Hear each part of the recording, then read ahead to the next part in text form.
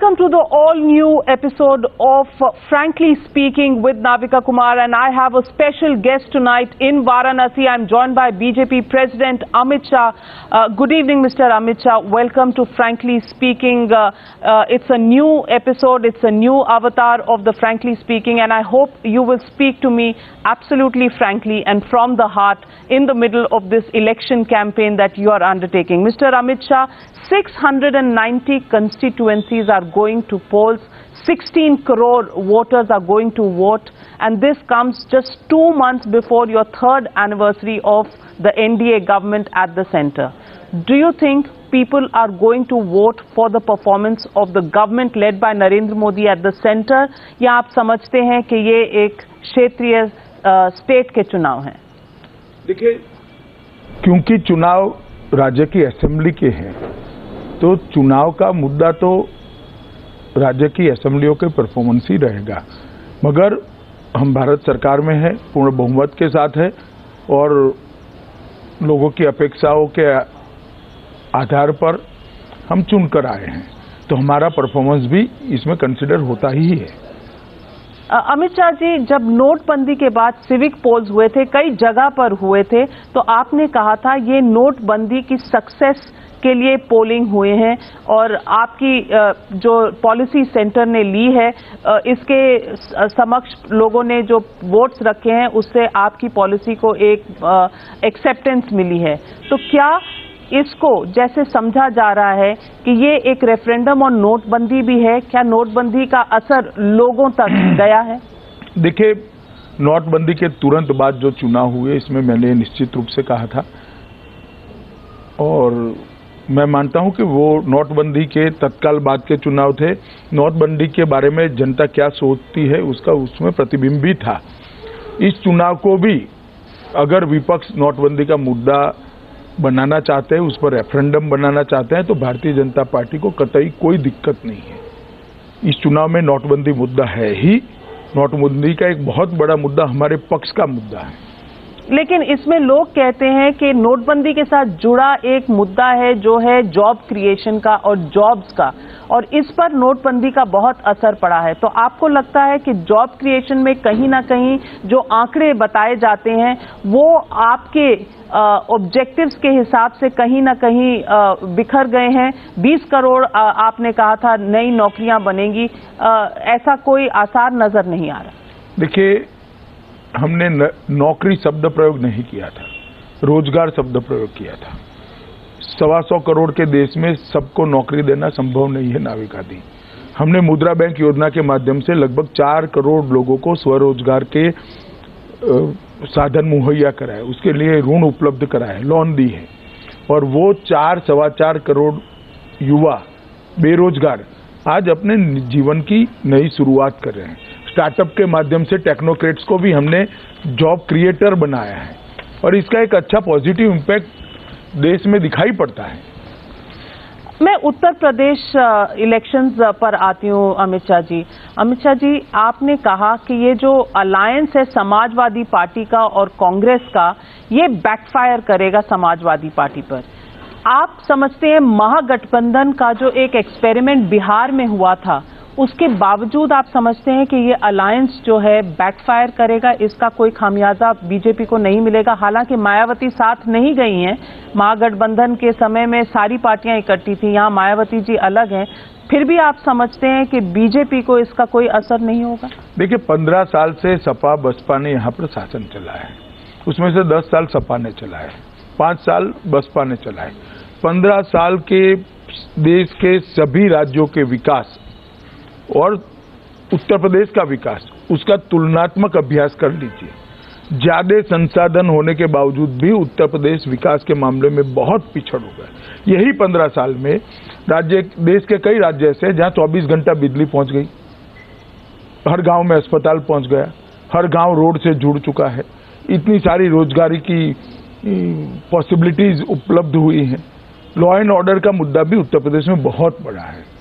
कोई गठबंधन कर आंखों में धूल झोंक कर इस प्रकार से जनता को गुमराह नहीं कर सकता। मैं नीचे तक उत्तर प्रदेश में अक्रॉस द उत्तर प्रदेश घुमा हूं, मैंने नीचे भारतीय जनता पार्टी के प्रति एक बहुत बड़ी लहर देखी है और काउंटिंग के दिन देखिएगा नाविका जी, बहुत कंफर्टेबल मार्जिन से हम उत्तर प्रदेश में सरकार बनाने जा रहे हैं। पहले 3 फेजेस में आप क्या समझते हैं, आप आगे हैं? क्योंकि पहले फेज के बाद कहा जाता था कि बीजेपी के लिए बहुत अच्छा नहीं गया, पर तीसरे चरण तक आते आते बीजेपी का एडवांटेज कहा जा रहा है। क्या आप समझते हैं कि पूर्ण मेजॉरिटी होगी या आप बिगेस्ट पॉलिटिकल पार्टी होंगे उत्तर प्रदेश में? प्रथम 3 चरण के मतदान के बाद मैं इतना विश्वास के साथ कह रहा हूं कि प्रथम 3 चरण में भारतीय जनता पार्टी 140 के आसपास सीटें पाएगी। तो आप समझते हैं जो समाजवादी पार्टी और कांग्रेस की जो अलायंस है वो बिल्कुल विफल रहेगी? देखिए, इन्होंने जिस पर्पज से अलायंस किया था वो पर्पज कोई चुनाव जीतना नहीं था। एक इल्यूजन, एक भ्रांति जनता के मन में खड़ी करना चाहते थे, मगर वो नहीं हो पाई है। यहाँ की ग्राउंड रियलिटी, चुनाव के मुद्दे 10 के 10 खड़े हैं। पर हर इलेक्शन में, चाहे वो स्टेट में हो चाहे वो सेंटर में हो, सारी ऑपोजिशन पार्टीज जो हैं वो इकट्ठी मिलके आ जाती हैं और एक एंटी बीजेपी कोalition बनाती हैं और किसी न किसी तरीके से, चाहे आप पार्लियामेंट में देख लें चाहे आप बिहार में देख लें, किसी न किसी तरीके से बीजेपी को रोकने की कोशिश करती हैं हर इशू पे। क्या आपको लगता है कि ये नॉन बीजेपी अलायंस जो है, जो सेक्युलर अलायंस अपने आप को कहलाती है, इसका आपको कहीं ना कहीं खामियाजा सेंट्रल पॉलिटिक्स में भुगतना पड़ता है, स्पेशली राज्यसभा में? देखिए, राज्यसभाओं को राज्यों की विधानसभा बनाती है। उत्तर प्रदेश के चुनाव के बाद मैं मानता हूं कि राज्यसभा का भी चित्र बदलेगा। और जहां तक एंटी बीजेपी अलायंस का सवाल है, एज अ पार्टी अध्यक्ष मेरे लिए तो आनंद का सवाल है, क्योंकि एक जमाना था जब कांग्रेस के खिलाफ सब इकट्ठा होते थे और आज राजनीति का मुख्य ध्रुव हम बने हुए हैं, तो हमारे लिए तो बहुत अच्छी बात है। अमित शाह जी, आपको कहा जाता है magician of Uttar Pradesh engineering, social engineering जो आपने लोकसभा चुनाव में की थी, उसमें आपकी 73 सीटें आई थीं और एक तरह से माना जाता है कि विशेषज्ञों के लिए एक पढ़ाई का, एक रिसर्च का विषय बन के रह गया था कि आपने किस तरह से ये 73 सीटें की। आपने तब भी उत्तर प्रदेश को बहुत नजदीकी से देखा था, आप आज भी देख रहे हैं। क्या आप समझते हैं पूर्ण तरीके से आपकी बहुमत आएगी या आपको मायावती जी का सपोर्ट लेना पड़ेगा? हमें किसी का सपोर्ट लेने की कोई जरूरत नहीं। 2/3 बहुमत से भारतीय जनता पार्टी अपनी खुद की सरकार बनाने जा रही है। बिहार में भी आपने ऐसे ही कहा था, आपकी 40 में से 22 सीटें आई थी लोकसभा चुनाव में, लेकिन जब तक 1.5 साल बाद असेंबली चुनाव आए तो कहीं ना कहीं बीजेपी बिखर गई थी बिहार में। हम बिखरे नहीं थे, हमारे वोट बढ़े हैं। आपने शायद इसका एनालिसिस नहीं किया है। हमारे वोट भी बढ़े हैं, हमारी सीटें भी बढ़ी हैं। हाँ, वो निश्चित है कि चुनाव आंकड़ों के गणित में हम हारे हैं, मगर हम बिखर गए, ये वास्तविकता नहीं है। बिहार का चुनाव और यूपी के चुनाव में बहुत बड़ा फर्क है। यहाँ एंटी इनकम्बेंसी दोनों पार्टियों के लिए चरम सीमा पर है। अमित शाह जी, आपसे एक सवाल पूछूंगी कि हर पॉलिटिकल पार्टी, जब आप कोई मुख्यमंत्री कैंडिडेट नहीं रखते हैं, नरेंद्र मोदी को फेस बनाकर आप चुनाव में जब उतरते हैं, तो हर पार्टी टारगेट करती है नरेंद्र मोदी जी को, प्रधानमंत्री जी को। इस बार भी टारगेट हर पॉलिटिकल पार्टी के, खास करके उत्तर प्रदेश में नरेंद्र मोदी जी बने हैं। प्रियंका गांधी कहती हैं, लेट उतरी वो चुनाव में, लेकिन जैसे ही उतरी तो उन्होंने कहा कि उत्तर प्रदेश नहीं उतरी है, एक ही बार आई है, लेकिन उन्होंने कहा उत्तर प्रदेश को अडॉप्टेड सन की जरूरत नहीं है, उनके अपने 2 पूत बहुत हैं, अखिलेश और राहुल गांधी। तो क्या जो प्रधानमंत्री के हम क्षेत्र में बैठे हैं, वाराणसी में बैठे हैं, क्या उत्तर प्रदेश की जनता अडॉप्टेड सन मानती है नरेंद्र मोदी जी को? आप प्रियंका जी को किस तरह से जवाब देंगे? देखिए, मैं प्रियंका जी की भाषा तो नहीं बोल सकता, मगर मैं इतना कहना चाहता हूं। अभी मैं अमेठी के इंटीरियर में जगदीशपुर में गया था अंदर। आज भी कई ऐसे गांव हैं जहां बिजली नहीं पहुंची। जिस अमेठी ने इतने सालों तक गांधी परिवार को वोट दिए, मुझे लगता है कि गांधी परिवार ने वो गांवों पर ज्यादा कंसंट्रेशन करने की जरूरत है। 60 साल तक ये परिवार का शासन चला है देश पर। गरीब के घर में ना लाइट पहुंची, ना बैंक अकाउंट पहुंचा, ना शौचालय पहुंचा, ना गैस का चूल्हा पहुंचा। मोदी जी ने 2 साल के अंदर देश की 2 करोड़ गरीब महिलाओं के घर में गैस का चूल्हा पहुंचाने का काम किया है। कई लोगों के घर पर, करोड़ों लोगों के घर पर शौचालय पहुंचाने का काम किया है। और 2018 तक हम देश के सभी गांवों में बिजली पहुंचाने का काम भी समाप्त कर देंगे। हर घर में एक बैंक अकाउंट पहुंचाने का काम हम ऑलरेडी समाप्त कर चुके हैं। हमारा जो हिसाब मांगते हैं, उन्होंने पहले अपना अकाउंट चेक करना चाहिए। एक और जो क्रिटिक्स कहते हैं कि एक यूपी का ऐसा चुनाव होता है जहां जब तक कम्युनलाइज ना किया जाए, जब तक पोलराइज ना किया जाए, तब तक भारतीय जनता पार्टी को इलेक्शन के जो है डिविडेंड्स नहीं मिलते हैं। तो क्या जब प्रधानमंत्री ने ये भाषा इस्तेमाल की जिस पर बहुत सी पॉलिटिकल पार्टीज ने आपत्ति जताई है, उन्होंने कहा है कि प्रधानमंत्री कम्युनलाइज कर रहे हैं पॉलिटिक्स को, जब उन्होंने बात की शमशान घाट की और कब्रिस्तान की, जब उन्होंने बात की बिजली आती है होली पर तो ईद पर, तो ये रिलीजियस लेवल पर प्रधानमंत्री ने कम से कम डिवाइड नहीं करना चाहिए था, ऐसा ऑपोजिशन का कहना है। प्रधानमंत्री जी ने रिलीजियस लेवल पर डिवाइड नहीं किया है। अभी एक चैनल का रिपोर्ट है मेरे पास कि उत्तर प्रदेश में 5 साल में स्मशानों के लिए 600 करोड़ रुपया खर्च कर किया गया और 1200 करोड़ रुपया कब्रिस्तान के लिए कराया गया। और बस्ती का अनुपात है जो दोनों धर्म के लोगों का, वो 80-20 का है। आप मुझे बताइए, एक किन्होंने रिलीजियस बेस पर काम किया है? विकास के काम धर्म के आधार पर किसने किए? हमने किए हैं? हमने नहीं किए हैं। ये वास्तविकता है कि रमजान के वक्त बिजली आती है और होली के वक्त नहीं आती है, दिवाली के वक्त नहीं आती, नवरात्रि के वक्त नहीं आती। हम तो आप अपने प्रधानमंत्री जी आरोप पर अटल हैं? पहले मेरी बात सुनिए आप। प्रधानमंत्री जी ने नहीं किया कहा कि रमजान के दिन न दीजिए। उन्होंने ये कहा कि रमजान के दिन दे रहे हो तो दिवाली के दिन भी दे दो भाई, इसमें क्या बुराई है? आरोप तो उन पर है जिन्होंने कम्युनल आधार पर तुष्टीकरण की, अपीसमेंट की पॉलिटिक्स करते हुए डेवलपमेंट को भी नहीं बख्शा है। तो आप क्या कह रहे हैं कि डेवलपमेंट सिर्फ शमशान घाट और कब्रिस्तान के लेंस से देखा जाना चाहिए? नहीं, ये एग्जाम्पल है। लैपटॉप बांटने में भी ऐसा हुआ है, वजीफे बांटने में भी ऐसा हुआ है, हर जगह पे हुआ है। एक उदाहरण मोदी जी ने जनता के सामने रखा है। और मैं मानता हूं कि ये जो लोग हाय तौबा कर रहे हैं कम्युनल पॉलिटिक्स की, वो कम्युनल एडमिनिस्ट्रेशन की क्यों बात नहीं कर रहे हैं? क्या इस देश में एडमिनिस्ट्रेशन कम्युनल आधार पर होना चाहिए क्या? तो आप किस पर आरोप लगा रहे हैं? किसने कम्युनल एडमिनिस्ट्रेशन? निश्चित रूप से सपा बसपा पर। सपा के एक हैं मेंबर, वो कहते हैं, हजरत शेरवानी जी हैं, वो कहते हैं कि हमारे क्षेत्र में जब भी किसी पुलिस थाने में मुसलमान आता है तो या तो उसे लाया ही नहीं जाता, और अगर लाया जाता है गलती से तो छोड़ दिया जाता है। मैंने भी देखा है सोशल मीडिया पर। मगर नाविका जी, ये लुटियन में रहने वाले आप लोगों के लिए न्यूज है, मेरे लिए न्यूज नहीं है। पूरी यूपी की जनता त्रस्त है। थानों का भी यहाँ पर सांप्रदायिकरण हो चुका है, एडमिनिस्ट्रेशन का भी यहाँ सांप्रदायिकरण हो चुका है। इस इलेक्शन में खास करके बात की जाती है जिस लेवल पर ले गए हैं अपने प्रचार को, खास करके स्टेट के मुख्यमंत्री अखिलेश यादव ने बड़े अपशब्द यूज किए। अभी पिछले 24 से 48 घंटों में उन्होंने एक उदाहरण दिया, एक एडवर्टाइजमेंट का, अमिताभ बच्चन का एडवर्टाइजमेंट और गुजरात का उदाहरण, और उसमें उन्होंने इशारा आपकी तरफ और मोदी जी की तरफ भी किया। आपको लगता है कि ये इस तरह का संकोच कर रही है? उन्होंने ये कहा गुजरात के गधों का एडवर्टाइज मत करिए, प्रमोट मत करिए। उन्होंने इस्तेमाल किया, हमने चैनल पर इस्तेमाल नहीं किया। मैं करता हूं, इसमें क्या है भाई? देखिए, ये उनका फ्रस्ट्रेशन दिखाता है और यूपी की जनता को तय करना है अखिलेश जी की ये भाषा ठीक है या नहीं।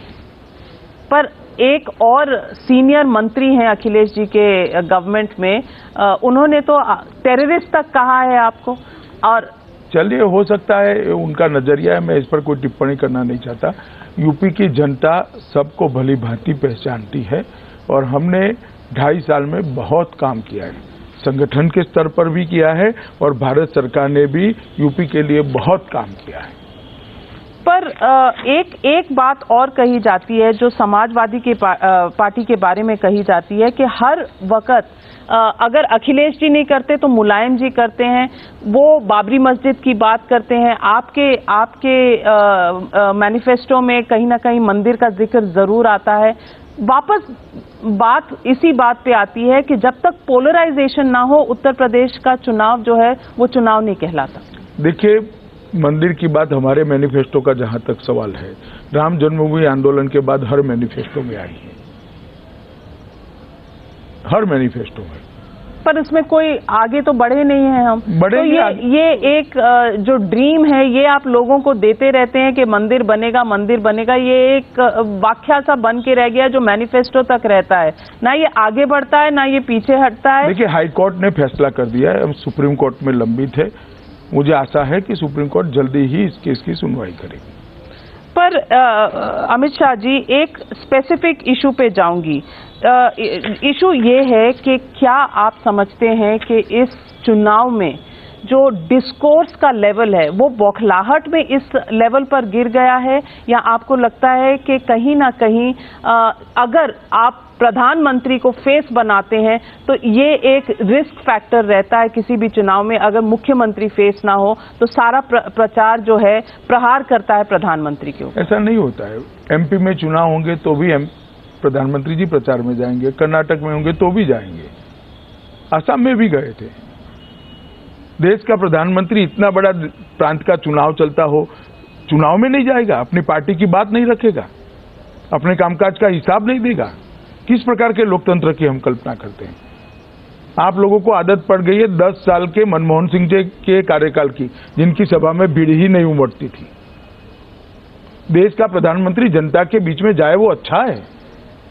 देश का प्रधानमंत्री साथ लोक कल्याण मार्ग पर बैठा हुआ चाहिए या जनता के बीच में चाहिए? मैं मानता हूं कि इतना बड़ा चुनाव होता है, प्रधानमंत्री जी का दायित्व है अपनी सरकार के बारे में और अपनी पार्टी के बारे में लोगों के सामने अपने विचार रखें। अच्छा, पोलराइजेशन की जब बात आती है तो आप ही के नेता हैं विनय कटियार जी।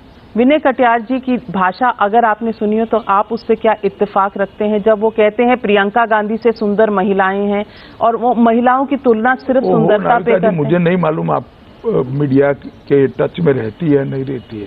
उसी दिन शाम को श्री वेंकैया नायडू और मेरी पार्टी के प्रवक्ता ने ये कह दिया था कि इनके व्यक्तिगत विचार है, और इतना ही नहीं, ये भी कहा था कि राजनीति में इस तरह के स्टेटमेंट्स नहीं देने चाहिए और इस प्रकार की बातें नहीं करनी चाहिए। नहीं, तो ये तो बात हुई अमित शाह जी के ऐसे नेता अपने कमेंट्स जारी रखते हैं, पार्टी उनको अपने आप को डिस्टेंस कर लेती है, और फिर योगी आदित्यनाथ आ जाते हैं, वो इस तरह के स्टेटमेंट्स देते हैं। आपको जानकारी नहीं है, डिस्टेंस भी नहीं करते। सुप्रीम कोर्ट ने अभी गायत्री प्रजापति पर बलात्कार के मामले में एफआईआर दर्ज करने का कहा, और उत्तर प्रदेश राज्य के मुख्यमंत्री उनकी कंस्टिट्यूएंसी में प्रचार के लिए गए। डिस्टेंस भी नहीं करते नाविका जी।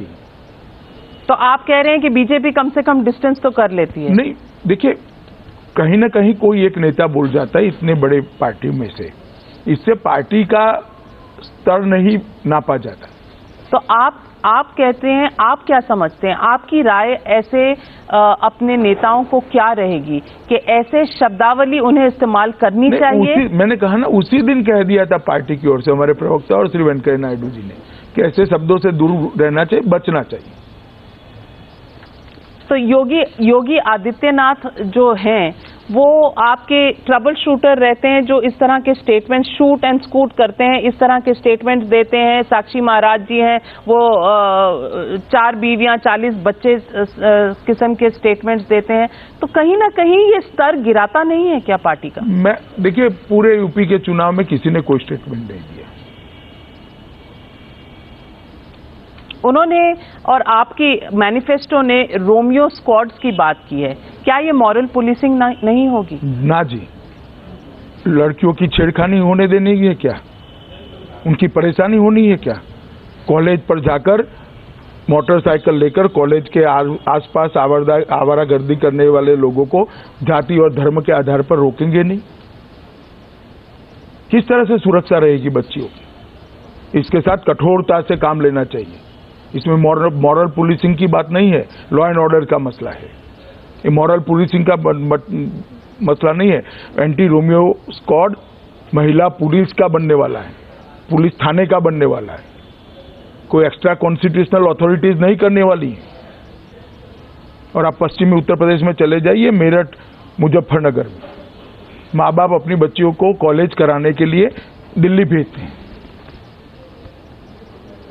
अमित शाह जी, कैराना को कश्मीर के एथनिक क्लेंसिंग से कंपेयर करना, क्या ये कम्युनली भड़काने की स्थिति नहीं है? नहीं, कैराना में पलायन हुआ है, वास्तविकता है। इसकी तीव्रता, इसकी परसेंटेज और कंपैरिजन में मैं नहीं जाना चाहता, मगर कैराना में पलायन हुआ है, वास्तविकता है, इससे हम भाग नहीं सकते। तो आप समझते हैं कि कश्मीर की एथनिक क्लेंजिंग, पंडितों का जो मैसेकर हुआ था उससे? उदाहरण हर एक वक्ता अपने अपने तरीके से देता है, मगर कैराना से एक ही धर्म के लोगों का पलायन हुआ है, ये वास्तविकता है। और मीडिया ने भी स्वीकारना चाहिए, डिटेल में जाना चाहिए। आप लोगों का भी दायित्व है कैराना जाकर जांच करे कि क्या हुआ है। अमित शाह जी, आपने 10 फरवरी को कहा था कि क्रिमिनलाइजेशन ऑफ पॉलिटिक्स नहीं होनी चाहिए। आपने चीफ मिनिस्टर अखिलेश यादव को कहा कि वो विकास पुरुष कहते हैं अपने आप को और मुख्तार अंसारी जैसे लोगों को सपोर्ट करते हैं, और वही लांछन आपने लगाए थे मायावती जी पे जब उन्होंने ऐसा किया। पर आपका ट्रैक रिकॉर्ड मैं बता दूं, पहले चरण में 22 out of 73 BJP candidates in phase 1 had serious criminal cases. 10 out of 67 in phase 2, 15 out of 68 in phase 3. ये आपका रिकॉर्ड है। 48 में से फेज 4 में क्रिमिनल रिकॉर्ड्स वाले हैं। क्या ये सारे पॉलिटिकल केसेस? नाविका जी, मैंने तो नाम दिए थे, मुख्तार अंसारी, अफजाल अंसारी, गायत्री प्रजापति। आप एक नाम बोल दीजिए बीजेपी का। पर ये हैं क्रिमिनल केस यहाँ पर राजनीतिक तौर पर दायर होते हैं। तो आप ये कह रहे हैं जितने 40-45 रिकॉर्ड्स हैं, इन क्रिमिनल रिकॉर्ड्स हैं इन कैंडिडेट्स के, वो सारे 40-45 एक का भी मुख्तार से 10 गुना भी 10वें हिस्से का भी रिकॉर्ड नहीं होगा, ना इस प्रकार का कोई व्यक्ति है। आप मुख्तार की कंपैरिजन किससे कर रही हैं? क्रिमिनल रिकॉर्ड, क्रिमिनल, अगर एक बेंचमार्क बीजेपी जैसी पार्टी बेंचमार्क सेटअप करना चाहती है, दफाओं से बेंचमार्क सेट नहीं होता। क्रिमिनल बहुत बड़ा शब्द होता है, मुकदमा दायर करने से नहीं होता है, बहुत बड़ा शब्द होता है। आप मुझे बताइए कि गायत्री प्रजापति के सामने जो पीड़िता है उसको सुप्रीम कोर्ट तक क्यों जाना पड़ा? थाना आया होगा, एसपी आया होगा, आईजी आया होगा, एडिशनल डीजी आया होगा, डीजी आया होगा, कहीं कुछ नहीं हुआ, तब जाकर सुप्रीम कोर्ट जाना पड़ता है। अमित शाह जी, एक भी मुस्लिम कैंडिडेट नहीं है पूरी बीजेपी की लिस्ट में किसी भी चरण में। 7 चरण का पोलिंग है उत्तर प्रदेश में। क्या ये कोइंसिडेंस है? ना, कोइंसिडेंस नहीं। हम कैंडिडेट बनाते वक्त सिर्फ और सिर्फ विनेबिलिटी देखते हैं, हिंदू मुस्लिम नहीं देखते हैं। तो आप समझते हैं कोई भी विनेबल कैंडिडेट मुस्लिम मेरी कैडर में नहीं है? तो ये टोटल पोलराइजेशन हुई कि नहीं कि आप हिंदुओं की पार्टी हैं? और आप मुझे ये सवाल देती है, अनुपात से ज्यादा मुस्लिम सीटें बसपा ने दी है, इसको क्यों नहीं पूछती हैं आप? अनुपात से ज्यादा सपा ने दे दी है, उनको क्यों नहीं पूछती हैं आप? सिर्फ बीजेपी को क्यों पूछ रही है आप? क्योंकि आपके यहाँ नहीं, वो मुस्लिम को ज्यादा टिकट दिए, वो पोलराइजेशन नहीं है। नहीं, पर आपके यहाँ एक भी नहीं है। मैं तो मानता हूँ हिंदू और मुस्लिम टिकट देने में देखना ही नहीं चाहिए, ये नजरिया ही गलत है। क्यों मुसलमान हिंदू को वोट नहीं दे सकता, हिंदू मुसलमान को नहीं दे सकता? हम ऐसा नहीं मानते। अगर उत्तर प्रदेश की चुनाव में आपकी सरकार बनती है तो मुख्यमंत्री फिर पार्लियामेंट्री बोर्ड दिल्ली से तय करेगी? लेजिस्लेटिव पार्टी और पार्लियामेंट्री बोर्ड दोनों मिलकर तय करेंगे। तो आपके पास ऐसा कोई भी कैंडिडेट नहीं था उत्तर प्रदेश में? बहुत सारे हैं, मगर रणनीतिक दृष्टि से हमने उसको नेम किए करना किसी एक व्यक्ति को ठीक नहीं समझा। आप समझते हैं 70 साल की आजादी के बाद आज भी उत्तर प्रदेश का चुनाव जो है वो कास्ट कॉम्बिनेशंस पे खेला जाता है? मैं नहीं मानता ऐसा। आप समझते हैं कि डेवलपमेंट का जो है एजेंडा जब डेवलपमेंट की बात आती है तो फिर कब्रिस्तान शमशान घाट की बात क्यों आती है? कब्रिस्तान और शमशान घाट भी डेवलपमेंट का ही हिस्सा है, मगर वो करने में आप एपिसमेंट कर रहे हो, वो करने में वोट बैंक की राजनीति कर रहे हो। इसको हम उजागर कर रहे हैं। इसमें क्या बुरी बात है जी? जो कर रहे हैं वो बुरी बात है, जो बता रहे हैं वो बुरी बात है। मैं मानता हूं जो कर रहे हैं वो बुरी बात है। और ये हमारा चुनाव का एजेंडा विकास का ही एजेंडा है। नाविका जी, आपने हमारा घोषणा पत्र शायद देखा नहीं, वरना आपके सवालों की लिस्ट में वो भी तो होगा। मैं तो चाहता हूं कि आपका एजेंडा डेवलपमेंट होना चाहिए था आज के इंटरव्यू में। नहीं, डेवलपमेंट एक भी सवाल आपने अब तक डेवलपमेंट के लिए तो पूछा ही नहीं। फ्रैंकली स्पीकिंग नहीं, पूछना चाहिए था ना। आपका एजेंडा ही डेवलपमेंट का नहीं है। डेवलपमेंट का एजेंडा तो आपके भाषणों में दिखाई दे तो कोई डेवलपमेंट का एजेंडा मेरे भाषण शायद आपने सुने नहीं। 50 भाषण उठाकर देखिएगा, एक भी इस प्रकार के मुद्दे नहीं है। जो बिजली के मुद्दे पर जो कचरा आप चुनकर लाइए। कचरा नहीं होता, ये सवाल लोगों के होते हैं। मैं समझ गया नाविका जी, आपका पूछने का दायित्व है। मेरा इतना ही कहना है, मेरे भाषण में मुद्दे नहीं होते। मेरे भाषण में शुद्ध रूप से बिजली का मुद्दा होता है, कानून और व्यवस्था का मुद्दा होता है, शुद्ध पीने का पानी का मुद्दा होता है, यूपी में किसानों का धान खरीदा नहीं जाता उसका मुद्दा होता है, व्यापारी और महिला की सुरक्षा का मुद्दा होता है, कॉलेज उपलब्ध नहीं है नए कॉलेज बनाने का मुद्दा होता है, मेडिकल इंजीनियरिंग कॉलेज, डेयरी बनाना और कत्ल खाने बंद करना। ये सारे मुद्दे मेरे डेवलपमेंट के ही होते हैं। और बाकी बनाम आपके दूसरी पार्टियों का क्या एजेंडा रहता है? देखिए, कोई अभी आपने बताया कैसी कैसी भाषा सब उपयोग हुई है, तो ये भाषा आप इसको रिस्पॉन्ड करेंगे कि आप? ना, हम नहीं करेंगे। आप चाहते हैं कि प्रधानमंत्री को कोई कुछ भी कह के चला जाए, पार्टी उसकी जवाब नहीं देगी? पार्टी को जवाब देने की जरूरत नहीं, उत्तर प्रदेश की जनता इस बार जवाब देने वाली है। अच्छा अध्यक्ष जी, मैं आपका ध्यान खींचना चाहती हूँ नोटबंदी पर। नोटबंदी आपकी एक मेजर रिफॉर्म का एक स्टेप रहा है। लोगों का कहना है कि आपने आम आदमी से तो सारे सवाल पूछे, उसने 2 लाख रुपए बैंक में डाले तो क्यों डाले, वो टैक्स दिया कि नहीं दिया, लेकिन पॉलिटिकल पार्टीज को इनकम टैक्स से एक तो छूट है, दूसरा आपने एक स्टेप लिया है बजट में इस बार कि आप 2000 से ज्यादा रुपए अगर दान किए जाएंगे किसी भी पॉलिटिकल पार्टी को तो आप उसको कैश में नहीं कर सकते। लेकिन हमें वित्त मंत्री ने इंटरव्यू में कहा था कि उनकी आपसे चर्चा हुई है कि बीजेपी पहली ऐसी पॉलिटिकल पार्टी होगी जो कैशलेस जाएगी, जो डिजिटल पेमेंट में जाएगी। तो इसका रोड मैप क्या है, आज आप हमारे दर्शकों को बताएं। लगभग जून तक ऐसी पोजीशन में हमारी पार्टी को ला देंगे, हम कैश चंदा लेना बंद कर देंगे। जून तक? ये आपका वादा है लोगों से? नहीं, मैंने एक रोड मैप बनाया है, इसमें वादे नहीं होते हैं।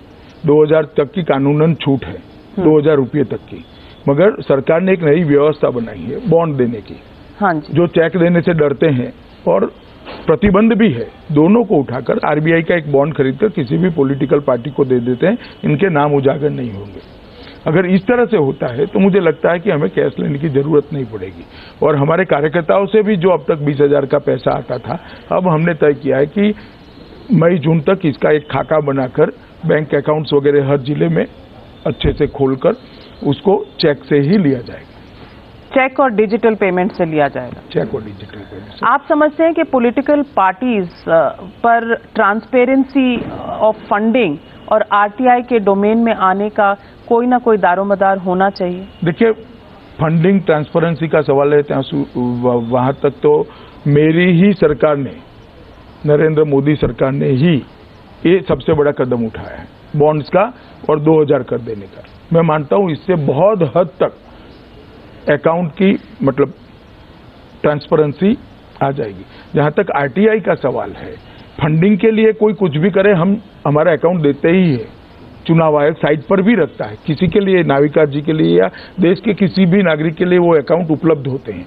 मगर मेरे कमरे में कौन मिलने आया, कितनी चाय पिलाई गई, दिन के कितने विजिटर्स आए, कितनी गाड़ियां कहाँ गई, ये सारी चीजें मैं नहीं मानता कि आरटीआई के दायरे में। तो आप समझते हैं कि फंडिंग तक आरटीआई में आना चाहिए? निश्चित रूप से आना चाहिए, क्योंकि ट्रांसपेरेंसी फंडिंग के मामले में, पॉलिटिकल फंडिंग के मामले में होनी चाहिए, और मोदी जी ने ही इसमें पहल की।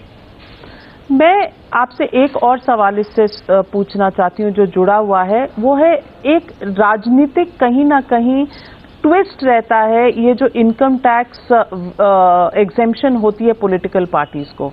नेशनल हेराल्ड केस में कांग्रेस पार्टी का देखा गया था कि उन्होंने पार्टी के फंड्स डाइवर्ट किए थे नेशनल हेराल्ड और एसोसिएट जर्नल्स की तरफ। उस पर एक सवाल उठता था और ये सवाल पूछा भी गया था फाइनेंस मिनिस्ट्री से कि क्यों रद्द नहीं होनी चाहिए कांग्रेस पार्टी की इनकम टैक्स एग्जेम्पशन अगर उन्होंने ये रूल्स ब्रेक किए हैं।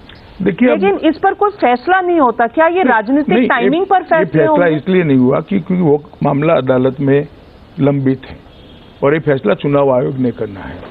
जहां तक हमारी पार्टी का सवाल है, हमने कहीं पर पैसा डाइवर्ट नहीं किया। हमारे सारे अकाउंट चुनाव आयोग की वेबसाइट पर है, आप देख सकते हैं कभी भी। कुछ लेफ्ट पार्टीज का कहना है कि आपने फॉरेन फंड्स लेकर उसको कानून में बदलाव कर कर आप और कांग्रेस एक साथ मिलकर फॉरेन फंड्स लेंगे। एक टेक्निकल टाइप का मुद्दा, इतनी बड़ी अमाउंट भी इसमें इन्वॉल्व नहीं है।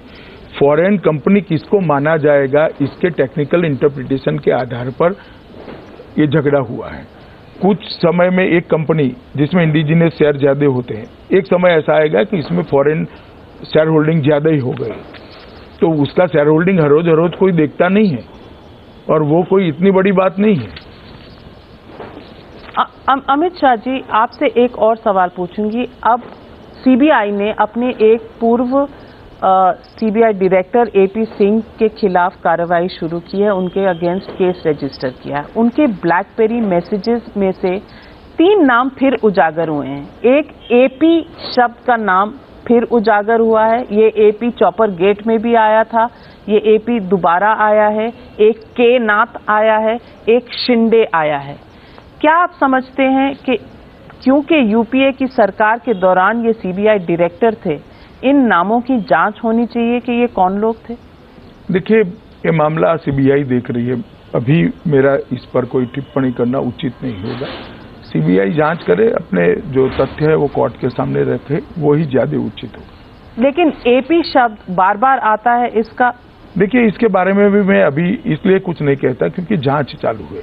अगर चार्जशीट कर देते हैं और सारी चीजें जनता के सामने पब्लिक डोमेन में रखती है सीबीआई, उसके बाद में मैं जरूर टिप्पणी करूंगा, डरे बगैर करूंगा। आप समझते हैं कि कहीं ना कहीं जो कांग्रेस ने टारगेट किया है बीजेपी सरकार को नोटबंदी के दौरान और कहा कि नोटबंदी के दौरान इतनी मौतें हो गई हैं, उसका भी खामियाजा सरकार को भुगतना चाहिए, उसके लिए माफी मांगनी चाहिए, आपको उनका क्या जवाब? देखिए, मुझे लगता है उनका जवाब चुनाव में ही आ जाएगा।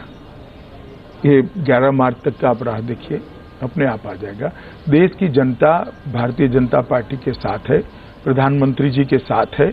इस मुद्दे पर देश की जनता ने जितने भी सर्वे हुए, नाविका जी एक सर्वे उठाकर देख लीजिए, देश की जनता ने भारतीय जनता पार्टी का और प्रधानमंत्री जी का इस मुद्दे पर समर्थन किया है। अभी भी असम में स्थानीय इकाई के चुनाव आए, कांग्रेस साफ हो गई, इसका कोई जवाब उनसे नहीं मांगता है। अब मैं ऐसा कहूं कि नोटबंदी का विरोध किया इसलिए साफ हो गई है। एक बार जो फैसला हुआ है, जनता ने इसको सराहा है और एक अकेला फैसला नहीं है, फैसलों की लड़ी है। उसके बाद में भी हमने चुनाव के अंदर से काले धन को निकालने के लिए बहुत बड़ा हिम्मत वाला फैसला लिया है, जो आज देश की राजनीति के 70 साल में कोई नहीं ले पाया, हमने लिया है। हम भी पॉलिटिकल पार्टी है, फिर भी लिया है, हमें भी तकलीफ पड़ने वाली है, फिर भी लिया है। एक तरफ तो अमित शाह जी अलायंसेस की बात होती है, बाकी सारी ऑपोजिशन पार्टीज एकजुट होकर एक कोalition आपके खिलाफ बनाना चाहती हैं और आपके यहाँ एनडीए में खुद ही अलायंस पार्टनर्स में विवाद और झगड़ा और तनाव है। सिविक पोल्स चल रहे हैं मुंबई में, नागपुर में, और रोज शिवसेना जो है आपके बारे में, प्रधानमंत्री के बारे में, उद्धव ठाकरे के मुंह से कई अपशब्द निकलते हैं। तो ये किस तरह की अलायंस पार्टनरशिप है? देखिए, पहले भी हम एनडीए के हिस्से रहते हुए ही महाराष्ट्र का विधानसभा का चुनाव लड़े थे। अभी म्यूनिसिपैलिटीज का चुनाव हुआ तो भी हमने आमने सामने ही लड़ा था, और म्यूनिसिपल कॉरपोरेशन का और जिला परिषदों का भी लड़ रहे हैं। अब दो पार्टियों की अपनी अपनी ताकत के लिए एक असेसमेंट है, और वो असेसमेंट इतना अलग अलग प्रकार का है कि मिट विच नहीं हो रहा है, तो और कोई रास्ता नहीं बनता। दोनों जनता के सामने गए, जनता तय करेगी किसकी क्या ताकत। पर इतनी कड़वाहट के प्रधानमंत्री के खिलाफ बोलना शुरू कर दिया। चलिए, चुनाव सामने लड़ते हैं तो कई बार बोलते हैं। तो आप इसको सेंट्रल गवर्नमेंट पे कोई असर समझते हैं इसका होगा, क्योंकि शिवसेना आपकी अलायंस पार्टनर है एनडीए में? देखिए, जब हम विधानसभा का चुनाव लड़े तब भी सेंट्रल गवर्नमेंट में वो थे, म्यूनिसिपैलिटी वाले लड़े तब भी थे, और म्यूनिसिपल कॉरपोरेशन के लड़े तब भी है। मैं नहीं मानता इसका कोई असर। तो ये दिखावा है जो मुंबई में हो रहा है? दिखावा नहीं है, दो पार्टियां अपने अपने मुद्दों के साथ चुनाव लड़ रही है आमने सामने। दिखावा क्या है, खुली बात है, आमने सामने चुनाव लड़ रहे हैं। पर अमित शाह जी, प्रेसिडेंशियल इलेक्शंस आ रही हैं, प्रेसिडेंशियल इलेक्शन में आपको अलायंस पार्टनर्स की जरूरत होगी। आप समझते हैं कि इस वक्त आप एक अलायंस पार्टनर खोना चाहेंगे या आप और अलायंस पार्टनर को लाना चाहेंगे? आप इतनी चिंता मत करिए, ऐसा कुछ नहीं होने वाला है। स्थानीय इकाई के चुनाव है, समाप्त हो जाएंगे। शिवसेना हमारा बहुत पुराना साथी है, एनडीए के अंदर सरकार में हिस्सेदारी है, ऐसा कुछ नहीं होगा जो आप सोचते हैं। तो प्रेसिडेंशियल इलेक्शंस में आप किस तरह से समझते हैं, आपकी रणनीति क्या रहेगी? क्या यूपी के इलेक्शंस आपको हेल्प करेंगे? प्रेसिडेंशियल इलेक्शन के लिए यूपी के वर्डिक्ट के बाद ही, ये 5 राज्यों के चुनाव के बाद ही चित्र स्पष्ट हो पाएगा, क्योंकि यूपी का स्टेक बहुत बड़ा होता है। 5 राज्यों में चुनाव है, पंजाब सब कहते हैं आपके हाथ से गया। आम आदमी पार्टी, अरविंद केजरीवाल कहते हैं कि उनकी सरकार बनेगी, कांग्रेस कहती है उनकी सरकार बनेगी, लेकिन शिरोमणि अकाली दल और बीजेपी का तो एक तरह से लोग कहते हैं सफाया हो जाएगा पंजाब में। क्या आप समझते हैं ये एक सेटबैक रहेगा बीजेपी के लिए? मैंने पहला भी कहा आपको कि हम गोवा, उत्तराखंड और उत्तर प्रदेश में पूर्ण बहुमत के साथ सरकार बनाएंगे। उत्तराखंड और उत्तर प्रदेश हमारे साथ नया जुड़ेगा। पंजाब में आपके आकलन के साथ मैं सहमत नहीं हूं। एक मध्य त्रिकोणीय मुकाबला है, परिणाम कुछ भी आ सकता है, कांटे की टक्कर है। और जहां तक मणिपुर का सवाल है, अभी चुनाव सेप ले रहा है, तो मणिपुर के बारे में 9 और 5 तारीख को, 7 और 9 तारीख को मतदान है वहां पर, तो थोड़े समय के बाद ही कुछ कहा जा सकता है। मैं आपका ध्यान आकर्षित करूंगी कश्मीर की तरफ। जम्मू एंड कश्मीर राज्य जब आपने जीता था तो ये एक बहुत बड़ी उमंग की लहर थी बीजेपी में कि पहली बार जम्मू और कश्मीर में आप सरकार, साझी सरकार पीडीपी के साथ बनाए। क्या इस वक्त वहां जो पीडीपी सरकार का रवैया है सेपरेटिस्ट के साथ, और सेपरेटिस्ट पे मैं सवाल पूछूंगी, टाइम्स नाउ ने एक पेटिशन की है जिस पर कम से कम 35,000 लोगों के सिग्नेचर्स हुए हैं change.org पर, जिस पे ये है कि सेंट्रल फंडिंग से और स्टेट फंडिंग से सेपरेटिस्ट को सिक्योरिटी दी जा रही है, जिसमें लोग कहते हैं कि जो प्रो पाकिस्तान लोग हैं इनको सिक्योरिटी स्टेट या सेंटर क्यों प्रोवाइड करें? इस पर गृह मंत्रालय जम्मू कश्मीर सरकार से बात कर रहा है, जल्द ही इसके बारे में कोई फैसला लिया जाएगा। पर एक पॉलिसी तौर पर क्या आप समझते हैं कि सेपरेटिस्ट को ऐसी सिक्योरिटी देनी चाहिए? अरे नाविका जी, गृह मंत्रालय को बात ही इसलिए करनी पड़ रही है कि इस फैसले के पर उनके मत जानने के बाद क्या उचित है वो निर्णय होगा। आर्मी चीफ ने एक स्टेटमेंट दिया था जिस पर बहुत पॉलिटिकल पार्टीज ने टिप्पणी की थी। पी चिदम्बरम साहब ने इनटेम्परेट कहा था और नेशनल कॉन्फ्रेंस ने उनके स्टेटमेंट को हॉट हेडेड कहा था, जब उन्होंने कहा था कि कोई भी टेररिस्ट एक्टिविटी में अगर आर्मी के रास्ते में आएगा तो उनको कड़ी से कड़ी सजा देनी पड़ेगी, कड़ी कार्रवाई करनी पड़ेगी। आप आर्मी चीफ के इस वाक्य के आप सपोर्ट करते हैं? सबसे पहले मैं मानता हूं आर्मी चीफ के बयान को राजनीति का हिस्सा नहीं बनाना चाहिए, इसलिए जिन्होंने भी टिप्पणी की है वो ठीक नहीं किया है। आर्मी को अपना काम करने देना चाहिए, उनको जो मैसेज डालना है अपने काम के अनुरूप वो डाले जनता में। सर्जिकल स्ट्राइक्स एक बहुत बड़ी उपलब्धि इस सरकार की मानी जाती है। क्या आप समझते हैं सर्जिकल स्ट्राइक्स और डीमोनेटाइजेशन आपके 3 साल की सरकार के परफॉर्मेंस में मेजर हिस्सा रहे, जिस पर एक तरह से पॉलिसी डिसीजन बीजेपी? देखिए, दोनों कदम अपने अपने क्षेत्र में बहुत बड़े कदम हैं। सर्जिकल स्ट्राइक के कारण पूरी दुनिया का देश को देखने का एक नजरिया बदला है। भारत को एक मजबूत और सशक्त राष्ट्र के नाते सब देख भी रहे, पहचान भी रहे। और मैं मानता हूं कि इसके बाद आतंकवादियों के और आतंकवाद को प्रेरित करने वालों को हौसले पस्त हुए। एक और नोटबंदी के हिस्से फैसले को अकेले नहीं देखना चाहिए। ये डिमोनेटाइजेशन का फैसला अपने आप में एक अकेला फैसला नहीं है। काले धन के खिलाफ एक सुनियोजित प्लान लड़ाई जो चल रही है उसका एक हिस्सा है। मगर मैं मानता हूं ये बहुत साहसी कदम है और इसके बहुत अच्छे नतीजे निकलने वाले हैं। ब्लैक मनी की जो आपकी लड़ाई है उसमें हर वक्त ऑपोजिशन पार्टीज की तरफ से टिप्पणी होती है कि प्रधानमंत्री ने 2014 के चुनाव के समय ये वादा किया था कि हर इंसान के अकाउंट में 15 लाख रुपए आ जाएंगे। आप उनको क्या जवाब देना चाहते हैं? उस वक्त प्रधानमंत्री जी ने ऐसा नहीं कहा था कि 15 लाख रुपए हर एक के अकाउंट में आ जाएंगे। हर एक के हिस्से में डेवलपमेंट के काम के लिए 15 लाख रुपया आए, इतना एक अंदाज है ब्लैक मनी के बारे में, ये कहा है। तो ये क्या ऑपोजिशन जानबूझकर ट्विस्ट करके प्रधानमंत्री को टारगेट करती है? कोई टारगेट नहीं होता नाविका जी, उनके बोलने से क्या होता है। ठीक है, राजनीति है, बोलते रहे, मगर हमने गंभीरता से, बहुत गंभीरता से काले धन के खिलाफ लड़ाई लड़ी है और आगे पर भी ये लड़ाई चालू रहेगी और हम इसको निश्चित रूप से जनता के पक्ष में जीत कर लाएंगे। आप अपने क्रिटिक्स जैसे पूर्व प्रधानमंत्री डॉक्टर मनमोहन सिंह ने कहा कि नोटबंदी के एक फैसले से 1 से 2% जीडीपी में गिरावट आएगी, स्लो डाउन होगा, नौकरियां जाएंगी। आप उनको क्या जवाब देते? देखिए, अटल जी की सरकार थी तब हम 8% जीडीपी छोड़कर गए थे। 10 साल अर्थशास्त्री प्रधानमंत्री ने सरकार चलाई, 10 साल तक, और हमें 4% देकर गए। हम 7.6% पर लेकर आए। तो कृपया इस मामले में मनमोहन जी टिप्पणी न करें, वो ही सही है। राहुल गांधी आप समझते हैं कि कभी भी प्रधानमंत्री नरेंद्र मोदी के मुकाबले चुनाव में खड़े हो पाएंगे? मुकाबले में तो आप भी खड़ी रह सकती है, इसमें क्या है, डेमोक्रेसी है, नाविका भी खड़ी रह सकती है। गुजरात का चुनाव अगला है, वहां की क्या रणनीति रहेगी? देखिए, गुजरात का चुनाव, वहाँ भारतीय जनता पार्टी की सरकार ने बहुत अच्छा काम किया है। हमारा मजबूत संगठन है वहाँ पर और हमारे नेतृत्व की विश्वसनीयता भी बरकरार है। तो मैं मानता हूँ गुजरात का चुनाव पहले की तरह हर बार जैसे हम जीते इसी तरह बहुत अच्छे मार्जिन के साथ हम वहाँ सरकार बनाएंगे। पर पहली बार वहाँ नरेंद्र मोदी जी नहीं रहेंगे, इसका अभाव क्या पार्टी को पड़ेगा? नरेंद्र मोदी जी देश के प्रधानमंत्री है और गुजरात में भी जाएंगे, आप क्यों चिंता करेंगे?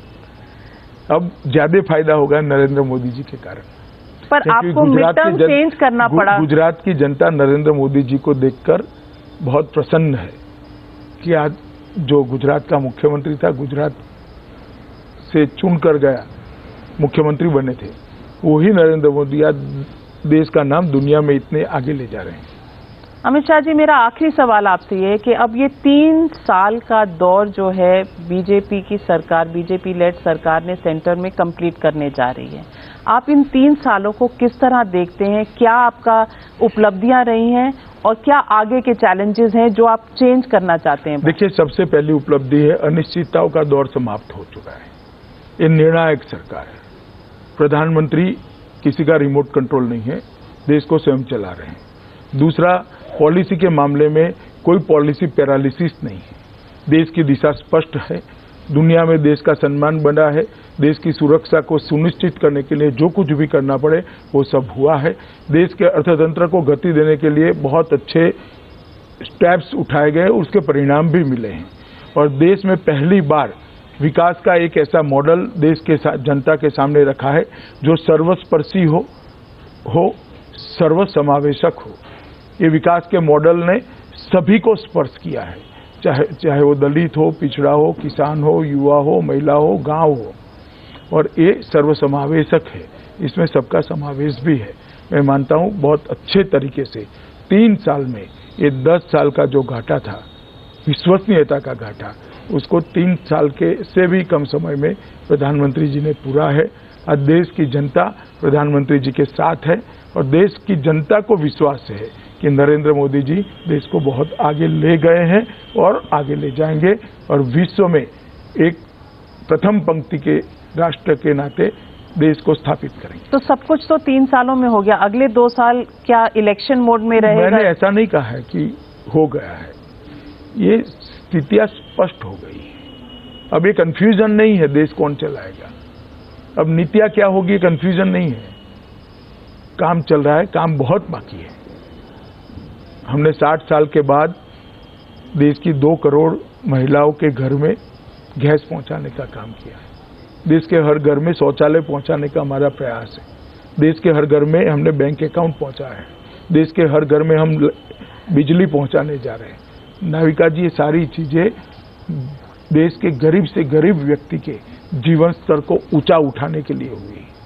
आज देश का युवा टेक्नोक्रेट स्टार्टअप के माध्यम से दुनिया के युवा के साथ स्पर्धा करने के लिए उसको एक प्लेटफॉर्म मिला है और दुनिया भर के लोग हिंदुस्तान में आज अपनी पूंजी लगाकर उद्योग लगाना चाहते हैं। मैं मानता हूं बहुत बड़ा परिवर्तन हुआ है नाविका जी, सकारात्मक परिवर्तन हुआ है, जनता की सोच भी सकारात्मक हुई।